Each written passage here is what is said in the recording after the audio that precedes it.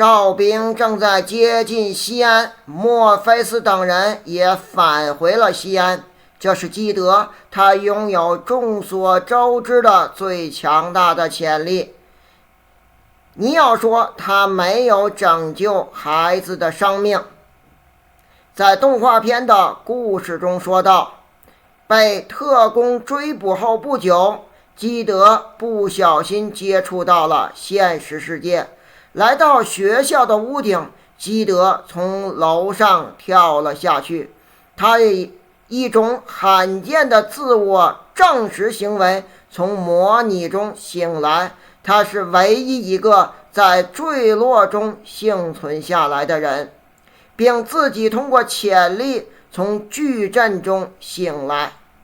后来基德接受了墨菲斯的构造训练，并展示了只有尼奥才能做到的躲避子弹的能力。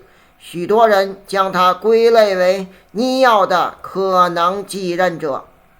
I mean, you're the reason I'm here, Neo. I told you, kid, you found me. I didn't find you. I know, but you got me out. You saved me. You saved yourself. 基德告诉尼奥，他很快就能承担边境舰船的任务，而且他已经选择了加入舰船。工作人员不接受他的这个想法，包括尼奥、墨菲斯船员在内，已经在西安军队中形成了一个预兆，那就是如果你加入连接器，你就会死。为什么许多人认为疯了的船长领导的船只？因为其中一名成员背叛并几乎杀死了整个船员。这解释了为什么很难找到新的船员，也可能是目前不想让更多人处于危险之中。朗斯是唯一的例外，毕竟船员都需要操作者，而他是唯一一个勇敢地加入墨菲斯成为船员的。但墨菲斯被护送到指挥官劳科那里，劳科让墨菲斯解释为什么他不服从命令。他要求所有船只返回西安防御。阿曼达·杰森·洛克以哲学家约翰·洛克的名字命名。他的教育思想包括白板说，认为人的心灵如同白板，观念和知识都来自后天，并且得出结论，天赋的智力人人平等。有趣的是，指挥官的姓氏是哲学家，他认为我们可以根据环境进行编程。他解释了很多指挥官的性格特征。劳科相信规则和指挥来维持安全和秩序，毕竟如果环境是一种能速，我们的程序，那么混乱就不能成为其中的一部分，需要控制我们所经历的事件。洛克的理性哲学无疑与墨菲斯的信仰发生冲突。墨菲斯的信仰基于他对预言的希望和狂热。I don't want to hear that shit. I don't care about oracles or prophecies or messiahs. I care about one thing. Stopping that army from destroying this city. And to do that, I need soldiers to obey my orders. 墨菲斯的盲目命运堪比宗教狂热，是理性哲学的对立面。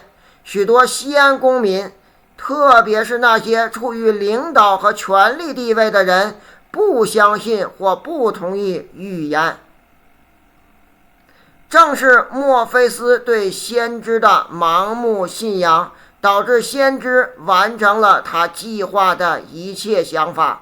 基德告诉尼奥和其他人，人们怀疑的大事即将发生，有什么开心的？我知道有很多人停下来询问林克。林克走向栏杆，宣称回家很好。我们第一次看到了宏伟的地下城市西安，这座城市拥有大约25万人口，拥有多座桥梁、机械轴和无数灯光。这是一座人类城市，它看起来很像机器。劳尔知道跟随童话故事背后的风险，他用马歇尔法庭威胁墨菲斯，但是墨菲斯毫不在乎，他相信时间会证明他是对的。这让我们开始怀疑先知的影响有多深远。我们认为他是西安的盟友，并且所有的西安人都期望先知寻求指导。然而，西安最高阶的人似乎怀疑先知以及所有追随先知的那些人。打断会议的哈曼是西安的长老之一，在他还是孩子的时候从矩阵中解脱出来，就像洛克以一位著名的哲学家的名字命名一样。哈蒙德·尤鸿盖伊或普通的理想主义哲学家也是如此。哈蒙德的哲学与哈曼相反，哈曼被认为是一个非理性的哲学家。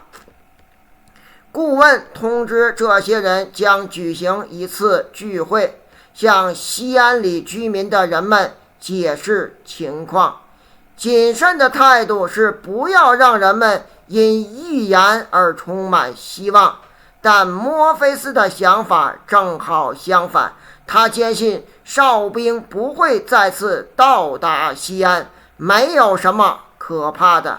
墨菲斯用他的信仰处理问题，无视事实和提出的问题，拒绝更多的解决方案。